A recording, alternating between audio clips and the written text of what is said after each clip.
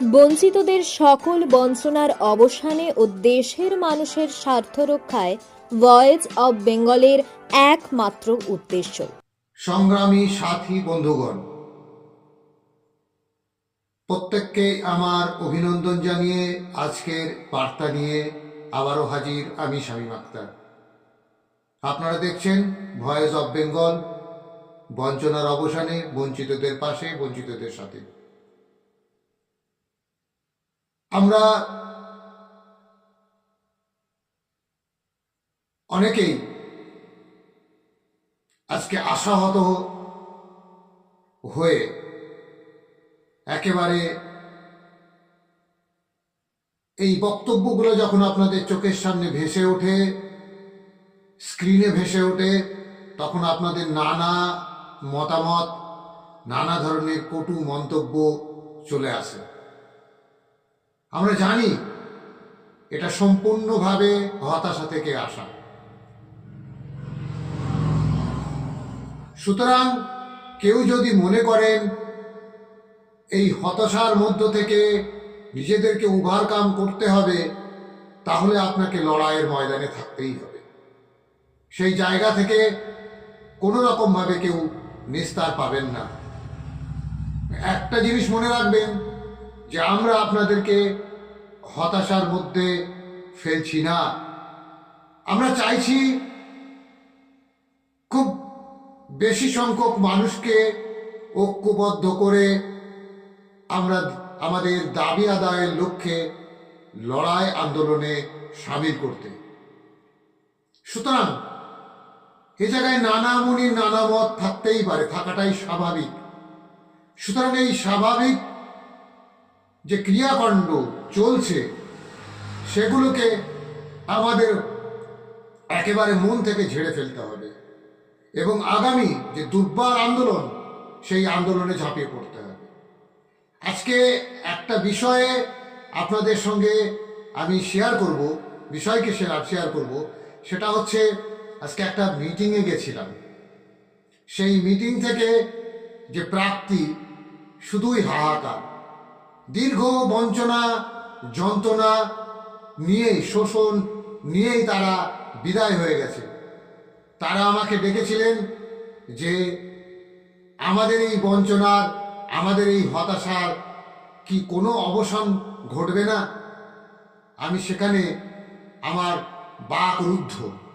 তারা প্রত্যেকেই অবসরপ্রাপ্ত সমগ্র শিক্ষার কর্মী। সেই কর্মীদের চেহারা দেখলে আপনাদের মনে দয়া হবে, করুণা হতে পারে আপনাদের অনেকের কাছে বিরক্তির কারণ।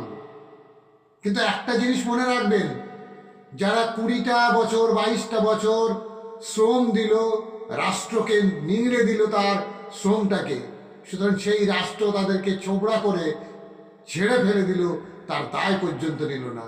এটা আজব একটা দেশের আজব ঘটনা বলতে পারেন। আমরা সমগ্র শিক্ষায় যারা কাজ করছি, তারা 2027 মার্চের আগে যারা রিটায়ার করব, অবসর নেব, তাদের জন্য রাষ্ট্র কিছুই কোনো কথাই ভাবছে না।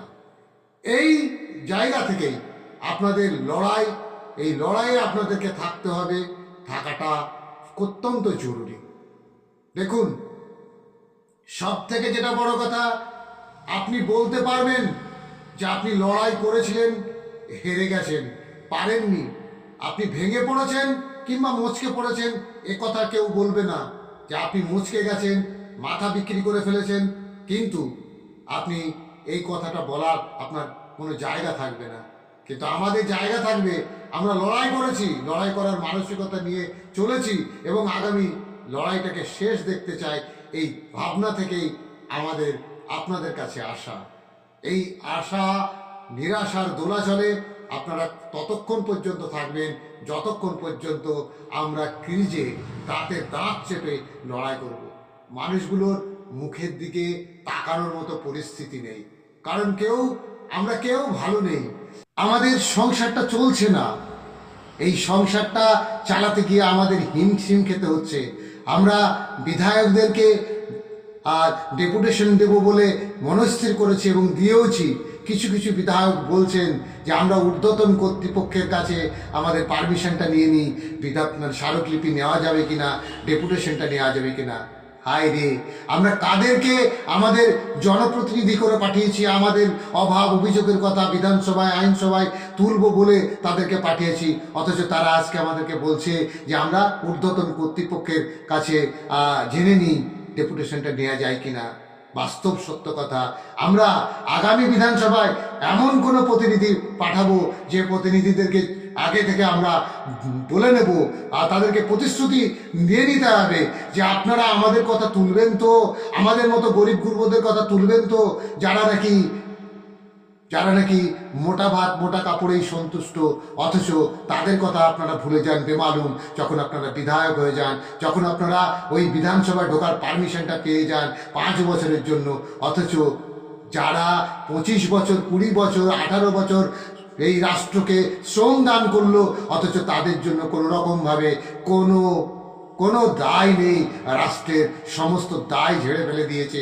আজকে তারা নিঃস্ব রিক্ত হস্তে তারা বিদায় নিয়েছে, সমগ্র শিক্ষা মিশনের কাজ থেকে বিদায় নিয়েছে। আমরা এইরকমভাবেই আপনাদের কাছে আসবো আবার অন্য কোনো এপিসোডে, অন্য কোনো আলোচনায় আসবো। ততক্ষণ পর্যন্ত সকলে ভালো থাকবেন, সুস্থ থাকবেন। সকলকে আবারও সংগ্রামী অভিনন্দন জানিয়ে আজকের বার্তা শেষ করছি। ইনকলাব জিন্দাবাদ।